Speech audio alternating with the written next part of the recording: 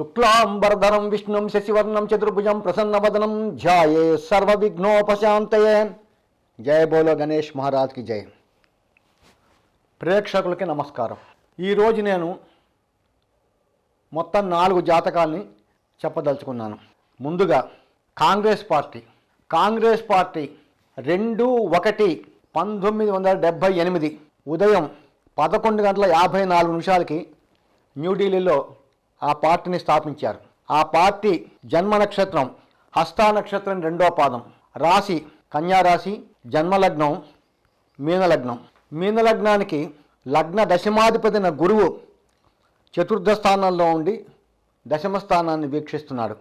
ఇక్కడ లగ్నాధిపతి అయిన గురువు శత్రుక్షేత్రంలో ఉన్నాడు కాబట్టి లగ్నానికి కొంచెం బలం తగ్గింది. దీని ప్రభావం వలన 1978 నుంచి ఒకే పార్టీ అధికారంకు లేకుండా మధ్యలో ఈ పార్టీకి బ్రేక్ రావడం జరిగింది.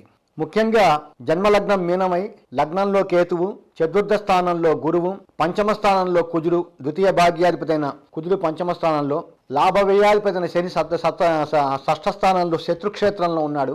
సప్తమంలో చంద్రగురువులు, భాగ్యంలో బుధుడు, రాజ్యంలో తృతీయ అష్టమాధిపతి అయిన శుక్రుడు, షష్టాధిపతి రవి ఇద్దరు కూడా అక్కడ హస్తగతమైపోయారు. ఈ పార్టీ జాతకం చాలా వీక్గా ఉంది, ఒక గురువు తప్ప.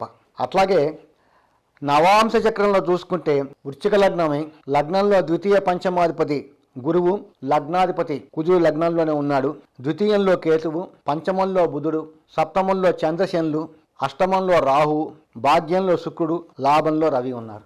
ఇది ఈ యొక్క కాంగ్రెస్ పార్టీ యొక్క రాశి చక్రం మరియు ఈ నవాంశ చక్రం. ఇంకా పోతే ఈ పార్టీకి 16/3/2009 నుండి 16/3/2025 వరకు గురు మహాదశ జరుగుతోంది. గురువు లగ్నాధిపతి చతుర్థ స్థానంలో ఉండటం వలన, అంతకు ముందు కూడా ఈ పార్టీకి కుజ మహాదశ జరగటం వలన 2004 నుంచి 2009 మరియు 2009 నుంచి 2014 2 సార్లు కూడా అప్పుడు కంబైన్ స్టేట్ ఆంధ్రప్రదేశ్లో ఉన్నప్పుడు మరియు సెంట్రల్లో కూడా 2 చోట్ల కూడా కాంగ్రెస్ పార్టీ ఖచ్చితంగా అధికారంలోకి వస్తుందని చెప్పింది నేనే. అలాగే జరిగింది. దానికి కారణం ఏంటంటే నడుస్తున్న మహాదశ లగ్నాధిపతి అయిన గురు మహాదశ. ప్రస్తుతం ఈ పార్టీకి 22/10/2022 నుండి 16/3/2025 దాకా గురు మహాదశలో రాహు అంతర్దశ నడుస్తోంది. ఇక్కడ రాహు జన్మలగ్నం నుంచి సప్తమ స్థానంలో ఉన్నాడు. అంతేకాకుండా ఒక మహాదశలో ఆఖరి అంతర్దశ జరుగుతోంది కాబట్టి దాన్ని దశాఛిద్రము అంటారు. ఒక మహాదశలో ఆఖరి అంతర్దశ ఇటు పార్టీకి అయినప్పటికీ కూడా ఇది వ్యక్తిగతమైనటువంటి జాతకునికి కానీ మహాదశలో ఆఖరి అంతర్దశ జరిగితే ఆ దశకి ఏమాత్రం కూడా బలం ఉండదు.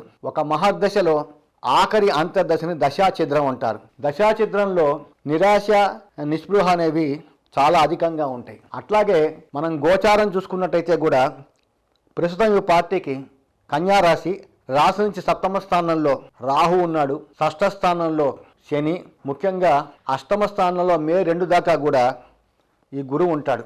ఈ గోచారంలో చూసుకున్నట్టయితే ప్రధాన గ్రహాలు మనము శని, గురువు, రాహు, కేతువులు 4 గ్రహాలను తీసుకుంటాం. ఇక్కడ జన్మరాశిలో కేతువు, సప్తమ స్థానంలో రాహు, అష్టమంలో గురువు. ఈ 3 గ్రహాలు కూడా గోచారంలో చాలా వ్యతిరేకంగా ఉన్నాయి. కాబట్టి ఈ 2024లో జరిగే అటు పార్లమెంట్ ఎన్నికల్లో కానీ ఇటు ఆంధ్రప్రదేశ్ రాష్ట్రంలో జరిగే అసెంబ్లీ ఎన్నికల్లో కానీ ఈ కాంగ్రెస్ పార్టీకి ఘోర పరాజయం పాలు తప్పదు. దానికి కారణం ఇప్పుడు నడుస్తున్న దశ అంతర్దశ గోచారం ఏమాత్రం కూడా ఈ కాంగ్రెస్ పార్టీకి అనుకూలంగా లేదు. కాబట్టి అటు సెంట్రల్లో పార్లమెంట్ ఎలక్షన్లో కానీ ఇటు ఆంధ్రప్రదేశ్ స్టేట్ అసెంబ్లీ ఎలక్షన్లో కానీ కాంగ్రెస్ పార్టీ ఘోర పరాజయం పాలు ఖచ్చితంగా అవుతుంది, జరిగి తీరుతుంది. దానికి కారణం ఏంటంటే ఇక్కడ జరిగే దశ మరియు అంతర్దశ ఈ గోచారం. ఇంకా పోతే కాంగ్రెస్ పార్టీ అధినాయకుడు రాహుల్ గాంధీ 19 జూన్ 1970 ఉదయం 8:34 న్యూఢిల్లీలో జన్మించాడు. రాహుల్ గాంధీ 19 జూన్ 1970 ఉదయం 8:31 న్యూఢిల్లీలో జన్మించాడు. రాహుల్ గాంధీ గారి జన్మ నక్షత్రం జ్యేష్ఠ నక్షత్రం 4వ పాదం, రాశి వృశ్చిక రాశి, జన్మలగ్నం కర్కాటక లగ్నం. ఇక్కడ లగ్నాధిపతి అయినటువంటి చంద్రుడు పంచమ స్థానంలో నీచ స్థితిని పొందాడు. అట్లాగే ఇతనికి లగ్నంలో చతుర్థ లాభాధిపతి అయిన శుక్రుడు, ద్వితీయంలో కేతువు, తృతీయ స్థానంలో ఎవరూ లేరు.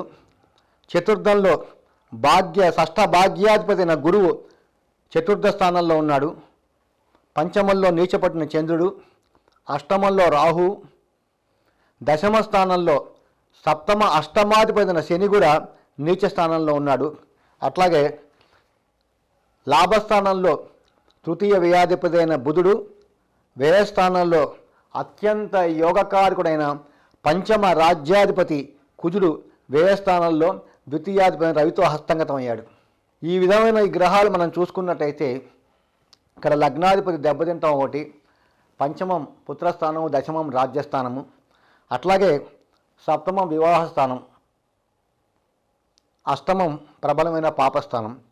ఇక్కడ లగ్నాధిపతి నీచ స్థానంలో ఉండటం, సప్తమ అష్టమాధిపతి అయినటువంటి వివాహానికి అతి మూలకారణమైనటువంటి ఈ శనేశ్వరుడు దశమ స్థానంలో ఉండటం వలన రాహుల్ గాంధీ గారు ఈ వివాహ విషయంలో అంత ఆయన శ్రద్ధ చూపలేదు. దానికి కారణం మెయిన్గా ఇక్కడ ఏంటంటే ఈ శనేశ్వరుడు నీచ స్థితిని పొంది దశమ స్థానంలో ఉండటం.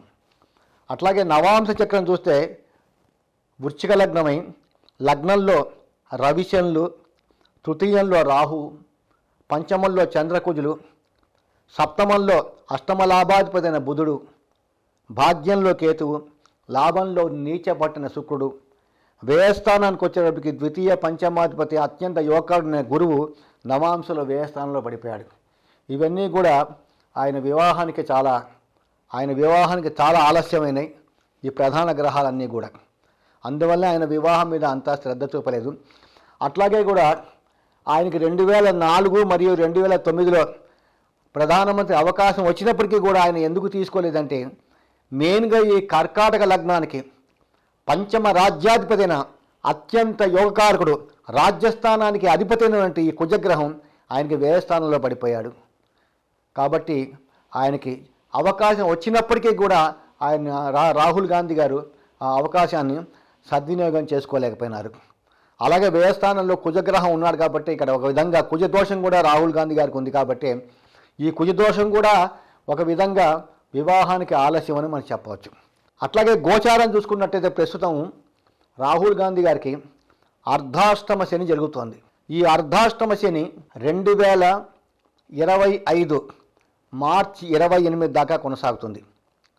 అట్లాగే ఇప్పుడు గోచారంలో కూడా 2023 అక్టోబర్ 30వ తారీఖు నాడు రాహుకేతులు మారారు.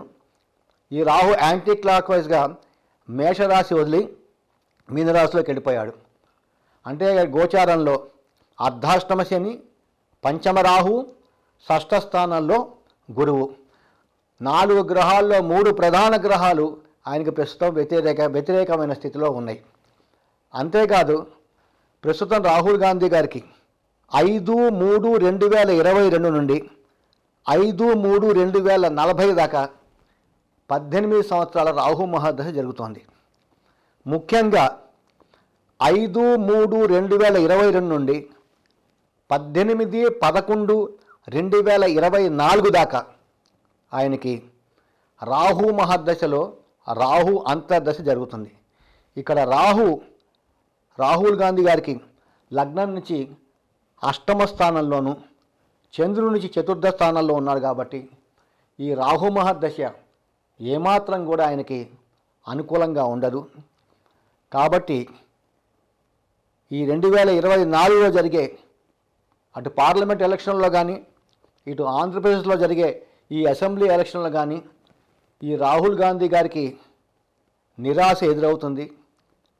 ఎట్టి పరిస్థితుల్లో కూడా అటు పార్లమెంట్ ఎలక్షన్లో కానీ ఇటు ఆంధ్రప్రదేశ్ స్టేట్ అసెంబ్లీ ఎలక్షన్లో కానీ ఈ కాంగ్రెస్ పార్టీకి ఏమాత్రం కూడా విజయావకాశాలు ఏమాత్రం కూడా కనపడట్లేదు. పార్టీ ఘోర పరాజయం పాలవుతుంది. ఇది గ్రహస్థితిని బట్టి చెప్తున్నాము. నాకు ఎవరి మీద ప్రేమ లేదు. మేము జ్యోతిష శాస్త్రవేత్తలము.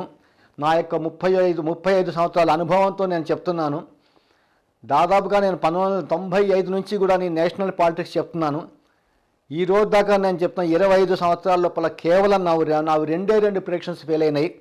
ఇప్పటిదాకా ప్రతిదీ కూడా జరిగింది. అటు సెంట్రల్లో కానీ స్టేట్లో కానీ ఏ రాష్ట్రంలో కానీ బలానా అసెంబ్లీ ఎలక్షన్స్ అంటే ఖచ్చితంగా జరిగి తీరినాయి. ఏదన్నప్పటికీ కూడా మేము జాతక చక్రాన్ని బట్టి దశ అంతర్దశలు, రాశి చక్రము, నవాంశ, భావచక్రము, అష్టక వర్గము, భిన్నాష్టక వర్గం వీటన్నిటినీ మేము చూసుకున్న తర్వాత ఈ జాతకం చెప్పడం జరుగుతుంది. కాబట్టి ఎవరి మనసైనా గాయం అయితే మనస్ఫూర్తిగా క్షమించాలి.